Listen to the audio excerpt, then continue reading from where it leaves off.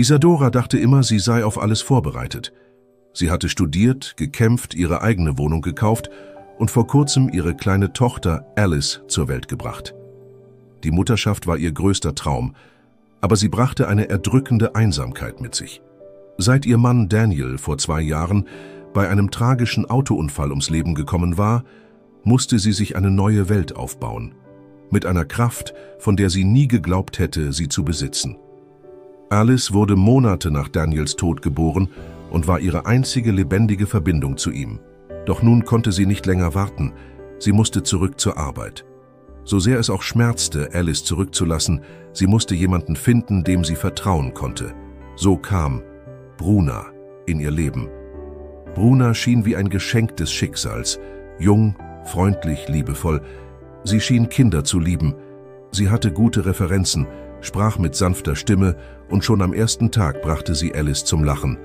Auf eine Weise, wie es seit ihrer Geburt niemand geschafft hatte. Isadora war zögerlich, aber ließ ihre Tochter schließlich ein paar Stunden mit Bruna allein. Die ersten Wochen verliefen ruhig. Bruna schickte Nachrichten, Fotos, Videos, alles schien perfekt. Doch irgendetwas begann Isadora zu beunruhigen. Eines Abends kam Isadora früher von der Arbeit nach Hause. Sie fand Bruna, wie sie mit starren Augen auf die Wand im Kinderzimmer blickte. Sie reagierte nicht, als Isadora den Raum betrat. Sie stand einfach da, als würde sie etwas hören. »Ist alles in Ordnung, Bruna?« fragte Isadora vorsichtig. Bruna zuckte zusammen, lächelte schnell und antwortete, »Oh ja, ich war nur kurz abgelenkt von einem Geräusch von oben.« Doch über ihnen war niemand. Es war die oberste Etage des Gebäudes. In den folgenden Tagen begann Alice sich seltsam zu verhalten. Sie weinte grundlos, wollte nicht mehr in ihrem Bett schlafen und malte verwirrende Bilder. Alle zeigten Menschen mit durchgestrichenen Augen und nach unten gerichteten Händen. Isadora dachte, es sei nur eine Phase. Bis zu jener Freitagabend, als sie Alice im dunklen Flur fand. Sitzend, starrend.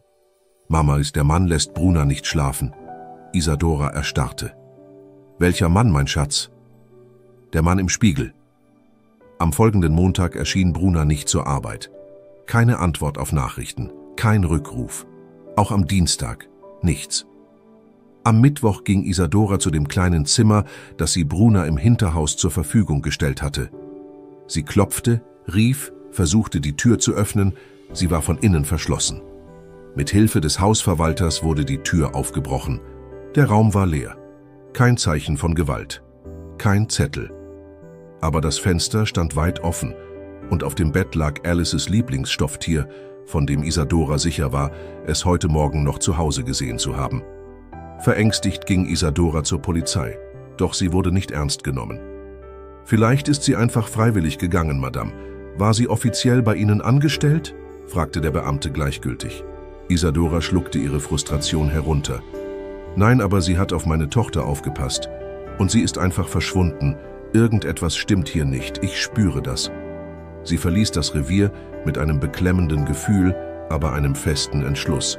Sie musste die Wahrheit selbst herausfinden. Da erinnerte sie sich an die kleine Überwachungskamera, die sie vor Monaten im Wohnzimmer installiert hatte, fast vergessen. Vielleicht, noch in derselben Nacht, als Alice schon schlief, schloss Isadora die Kamera an den Computer an. Dutzende von Aufnahmen erschienen. Das Programm startete automatisch mit der neuesten Datei. Die erste Szene war vom vergangenen Freitag. Bruna spielte mit Alice. Isadora spulte vor. Um 14:37 Uhr geschah etwas Seltsames.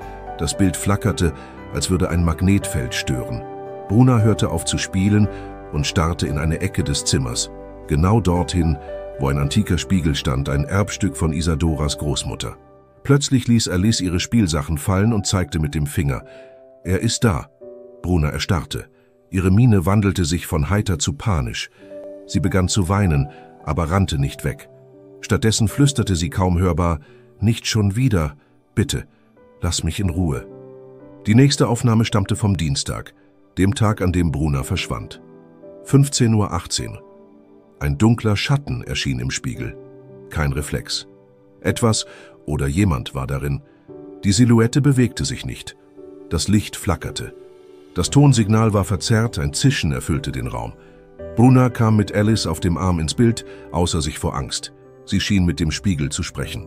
Isadora drückte auf Pause, ihre Hände zitterten, sie spulte zurück. Brunas Stimme flehte: »Ich habe meinen Teil erfüllt. Du hast es versprochen. Ich habe dir ein weiteres Kind gebracht.« Isadora erstarrte.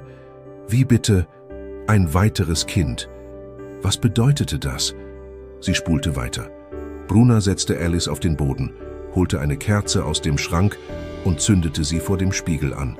Das Bild begann zu flackern. Dann, plötzlich, schwarzer Bildschirm.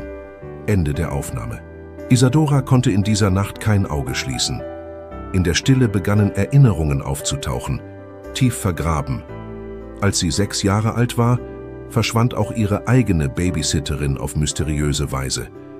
Ihre Eltern hatten nie eine klare Erklärung gegeben. Sie sagten nur, sie sei plötzlich weggezogen.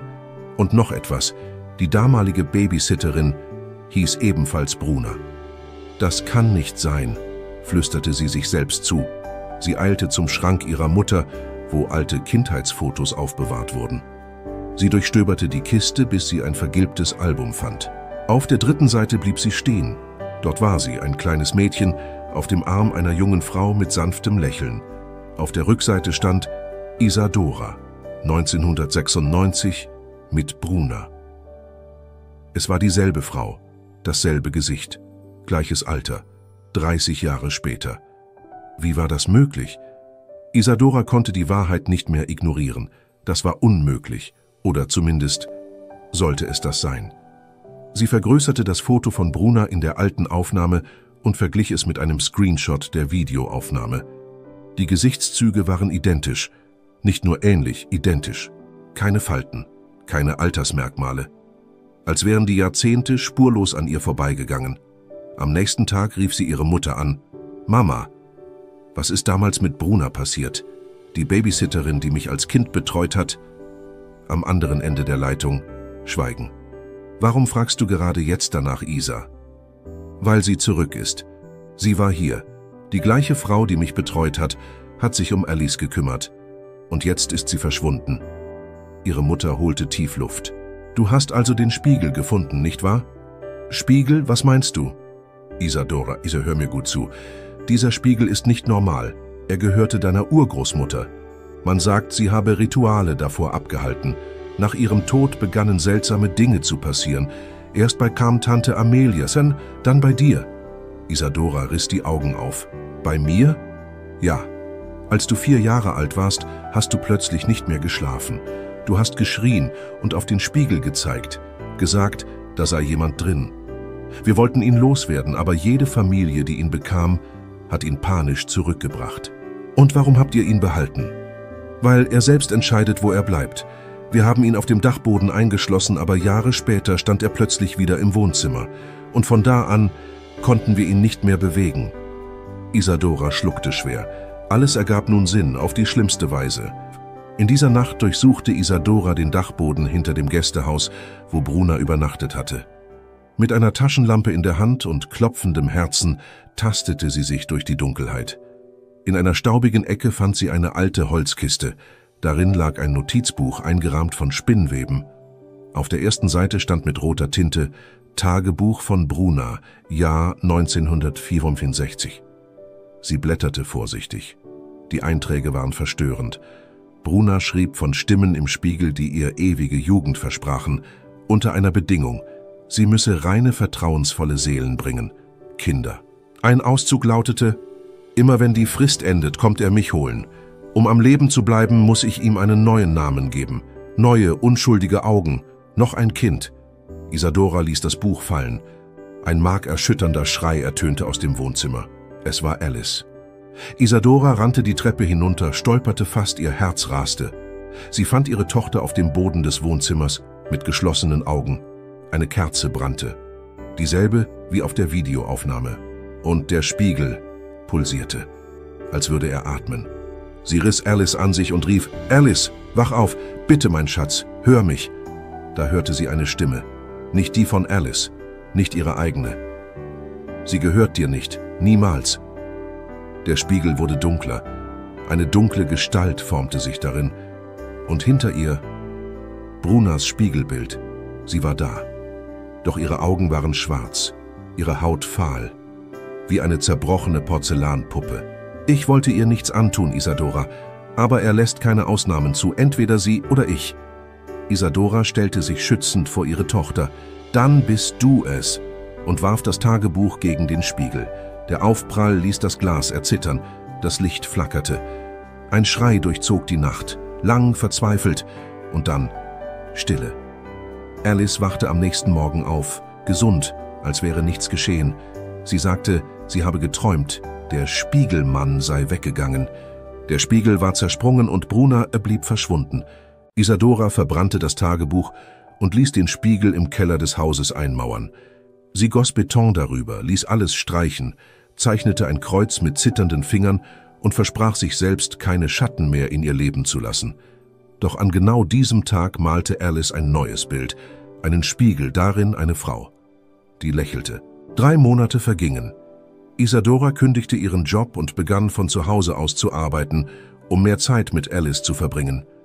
Sie stellte die Möbel im Wohnzimmer um, nahm alte Bilder von den Wänden, versuchte die Energie des Hauses zu verändern. Alles schien sich zu beruhigen. Alice lachte wieder. Sie spielte, schlief gut. Manchmal fragte sie neugierig, »Mama, kommt die Frau aus dem Glas wieder?« Isadora antwortete nur mit einem Kuss. »Mama wird niemanden je wieder an dich heranlassen, mein Schatz. Niemals.« Aber nachts, wenn das Haus still war, träumte Isadora noch immer von dunklen Augen im Spiegel. Sie durchforstete das Internet nach Brunas Namen. Keine Spur, kein echter Geburtseintrag, keine Dokumente. Als hätte diese Frau nie existiert. Als wäre sie schon immer zwischen Spiegeln gefangen gewesen. Eines Tages beim Ausmisten alter Kisten mit Kleidung fand sie ganz unten ein Videoband. Ohne Beschriftung, ohne Datum. Sie schloss es über einen Adapter an den Computer an und drückte Play. Das Bild flackerte. Man sah ein Kind, das allein in einem alten Wohnzimmer mit Holzboden spielte. Im Hintergrund ein ovaler Spiegel. Am Rand des Bildes eine Frau, die in die Kamera lächelte. Bruna, die gleiche Bruna. Das Jahr der Aufnahme? 1974. Das Kind? Isadora. Sie fiel auf die Knie. Bruna war bei ihr gewesen. Viel länger, als sie gedacht hatte. Eine Woche später erhielt Isadora eine anonyme E-Mail. Kein Absender, kein Betreff, nur ein Bild. Es zeigte ein altes Haus, bewachsen mit Efeu. An der Tür hing ein Schild. Babysitterin gesucht, Erfahrung mit kleinen Kindern, Voraussetzungen, offener Geist, leichtes Herz und keine Spiegel im Haus. Die Mail verschwand Sekunden später. Isadora zitterte. Sie wollte glauben, es sei nur ein Scherz, ein Zufall. Doch tief in ihrem Inneren wusste sie es besser. Bruna hatte eine neue Tür gefunden, ein neues Zuhause, ein neues Kind. Der Zyklus begann von vorn. Alice wuchs mit einem ungewöhnlichen Talent auf. Sie malte Spiegel. In jedem Bild tauchte auf der anderen Seite eine Gestalt auf. Immer dezent, immer mit Augen, die den Betrachter zu verfolgen schienen. Mit 9 Jahren wurde sie eingeladen, ihre Werke in einer Kinderkunstgalerie auszustellen. Am Tag der Eröffnung betrachtete eine Frau mit Hut, tief ins Gesicht gezogen, die Bilder besonders aufmerksam. Alice trat neben sie und flüsterte, »Du siehst sie auch, oder?« Die Frau lächelte nur, und ihre Augen warfen kein Spiegelbild zurück. »Würdest du dein Kind allein bei jemandem lassen, der einfach zu perfekt scheint, oder besser gesagt, würdest du jemandem trauen, der nie älter wird? Thanks for watching.«